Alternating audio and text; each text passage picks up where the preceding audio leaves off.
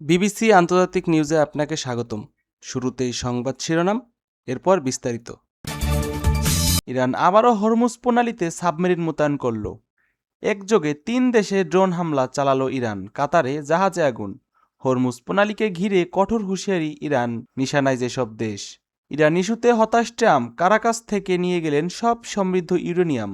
বিশ্ব update news সংবাদ চ্যানেলে আপনাকে স্বাগতম। আপনি যদি মুসলিমদের পাশে থাকতে চান তাহলে ভিডিওটিতে লাইক করে চ্যানেলটি অবশ্যই সাবস্ক্রাইব করে দিবেন এবং কমেন্টে জানিয়ে দিবেন আপনার মূল্যবান মতামত। এখন বিস্তারিত। আবারও ইরান সাবমেরিন মোতায়েন করল হরমুজ প্রণালীতে। হরমুজ প্রণালীতে নিজস্ব প্রযুক্তি নির্মিত হালকা প্রকৃতির সাবমেরিন মোতায়েন করল ইরান নৌবাহিনী। ইরানের ভ্যালুয়েশন গার্ড কোডার আইআরজিসি নৌবাহিনী এসব সাবমেরিনকে পারস্য উপসাগরের ডলফিন বলে উল্লেখিত করেন।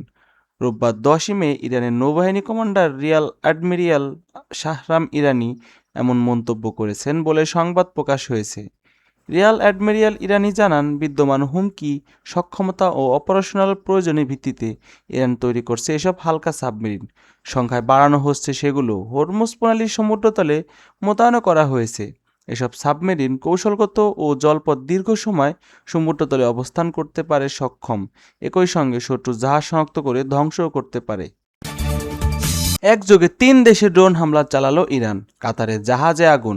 যুক্তরাষ্ট্র ও ইসরায়েলের সঙ্গে ইরানের ভঙ্গুর যুদ্ধবিরতির মধ্যে মধ্যপ্রাচ্যে 3 দেশ ড্রোন হামলা করেছে। এসব হামলায় কাতারে একটি বাণিজ্যিক জাহাজে আগুন ধরে গেছে। তবে কুয়েতের এবং আমিরাতের তাৎক্ষণিকভাবে কোনো ক্ষতিকর তথ্য জানা যায়নি। ইরান থেকে ছোড়া অন্তত 2টি ড্রোনকে নিজেদের আকাশে শনাক্ত করে রুখে দেওয়া হয়েছে বলে দাবি করেছেন সংযুক্ত আরব আমিরাত। সামরিক বাহিনী দেশটির প্রতিরক্ষা মন্ত্রণালয়ে বিবৃতিতে জানানো হয়, ইরানের এসব প্রকাশ্যে হামলা শুরুর পর থেকে সংযুক্ত আরব আমিরাতেও আকাশ প্রতিরক্ষা ব্যবস্থা এখন পর্যন্ত মোট 551টি ব্যালিস্টিক ক্ষেপণাস্ত্র ও 29টি ক্রুজ ক্ষেপণাস্ত্র এবং 2256টি ড্রোন মোকাবেলা করেছে। কাতারের প্রতিরক্ষামূলক বলেছেন, রোববার আবুধাবি থেকে দেশটির জলসীমায় প্রবেশ করার একটি বাণিজ্যিক জাহাজ লক্ষ্য করে ড্রোন হামলা চালানো হয়েছে বলে জানিয়েছেন। এতে জাহাজটিতে সামান্য আগুন ধরে গেলেও হতাহতের কোনো ঘটনা ঘটেনি। হরমুজ প্রণালীকে ঘিরে কঠোর হুঁশিয়ারি ইরানের, নিশানায় যেসব দেশ। হরমুজ প্রণালী ঘিরে কঠোর হুঁশিয়ারি জানিয়েছেন ইরান। দেশটি সতর্ক করে বলেছেন, যুক্তরাষ্ট্রের নিষেধাজ্ঞা বাস্তবায়নে অংশ নেওয়া দেশগুলোকেও হরমুজ প্রণালীতে সমস্যার মুখে পড়তে হবে। এসব সংঘ সাম্প্রতিক যুদ্ধ প্রতিপক্ষর কোনো অর্জন লক্ষ্য করতে পারেনি, বরং দেশের ভেতরেই ঐক্য এবং আরও শক্তিশালী হয়েছে বলে দাবি করেছেন তেহরান। সংবাদ মাধ্যম আল জাজিরা বলেছে, তেহরানের বিরুদ্ধে যুক্তরাষ্ট্রের নিষেধাজ্ঞা কার্যকর অংশ নেয়া যে কোনো দেশকে হরমুজ প্রণালীকে অতিক্রম করতে অবশ্যই সমস্যার মুখে পড়তে হবে বলে ইরানের সামরিক বাহিনী এক মুখপাত্র বলেন।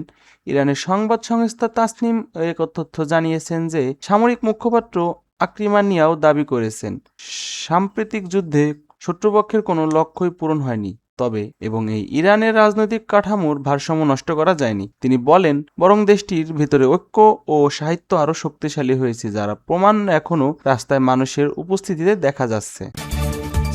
ইরান ইস্যুতে হতাশ ট্রাম্পের, কার কাছ থেকে নিয়ে গেলেন সব সমৃদ্ধ ইউরেনিয়াম। ইরানের কাছ থেকে উচ্চমাত্রার সমৃদ্ধ ইউরেনিয়াম আদায় ব্যর্থ হলেও শেষ পর্যন্ত লক্ষ্য পূরণ সফল হয়েছে মার্কিন প্রেসিডেন্ট ডোনাল্ড ট্রাম্প। তবে দেশটির ইরান নয়, ভেনেজুয়েলা। শনিবার 9 মে যুক্তরাষ্ট্র জ্বালানি বিভাগ ঘোষণা দিয়েছেন, প্রেসিডেন্ট ট্রাম্পের দৃঢ় নেতৃত্বের কারণে ভেনেজুয়েলার একটি পুরনো গবেষণা চল্লি থেকে প্রায় 13.5 কেজি উচ্চমাত্রার সমৃদ্ধ ইউরেনিয়াম সরিয়ে নেওয়া হয়েছে।